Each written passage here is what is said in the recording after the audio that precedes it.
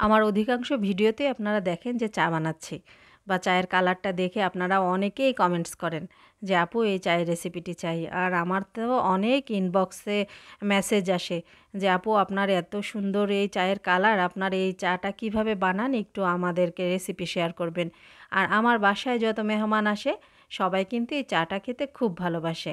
বিশেষ করে শিকদার সাহেবের তো একেবারেই খুব পছন্দ। সকাল বিকাল ওনার চা না হলে আসলে চলেই না। তো চলুন আজকে আপনাদের সাথে আমার এই স্পেশাল চায়ের রেসিপিটি শেয়ার করি। আপনারা দেখলে ভাববেন যে এত সহজেই যে চাটা তৈরি হয়ে যায়, অবাক হয়ে যাবেন। তো সিক্রেটটা আজকে আপনাদের সাথে শেয়ার করেই ফেলি, কী বলুন? দেখুন তো চাটা কেমন লাগছে দেখতে। দেখে মনে হচ্ছে না যে ইস, এরকম ১ কাপ চা হলে এখন আর কিছুই লাগবে না। তো চলুন কথা না বাড়িয়ে রেসিপিটি শুরু করা যাক। আমি এখানে একটি ইলেকট্রিক জাগ নিয়েছি, যেখানে আজকে চাটি তৈরি করব।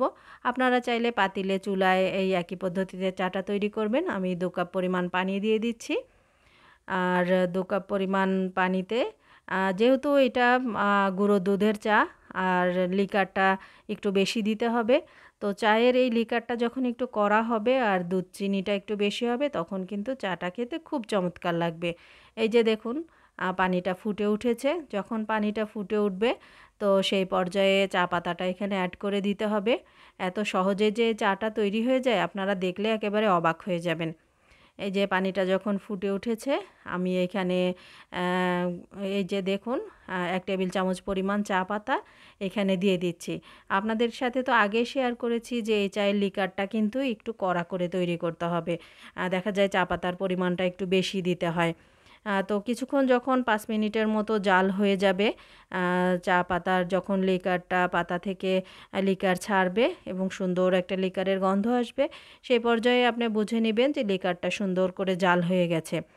আর লিকারটা যখন জাল হয়ে যাবে তখন আমি এই যে চায়ের কাপ রেডি করে নিচ্ছি। আমি এখানে ১ কাপ পরিমাণ চা বানাবো। তো এখানে দিয়ে দিচ্ছি আমি ২ চামচ পরিমাণ গুঁড়ো দুধ। চায়ের লিকারটা যেহেতু বেশি দিয়েছি, দুধের পরিমাণটা কিন্তু একটু বেশি করে দিতে হবে। তখন দেখা যাবে যে চায়ের কালারটা যেমন সুন্দর হবে আর খেতে কিন্তু একেবারে মুখে লেগে থাকবে। আমি চিনি দিয়ে দিয়েছি ১ চামচ পরিমাণ। অনেকে চিনি অ্যাভয়েড করেন। আপনারা ক্যান্ডারল হোক বা যে চিনি ছাড়া খেতে পছন্দ করেন সে চিনি ছাড়া নিতে পারেন।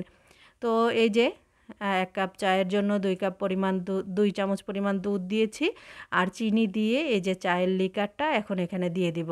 ব্যাস, আর কোনো কাজ নেই। সুন্দর করে চাটা এই দুধের সাথে আর চিনির সাথে মিশিয়ে নিতে হবে।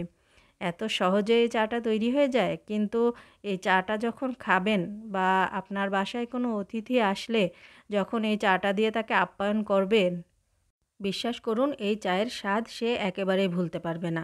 আমার বাসায় যত অতিথি আসুক না কেন, এই চা খেয়ে তারা খুব প্রশংসা করে। তো আজকে আমার সেই সিক্রেট রেসিপিটি আপনাদের সাথে শেয়ার করে ফেললাম। কেমন লাগলো আমার চায়ের রেসিপি?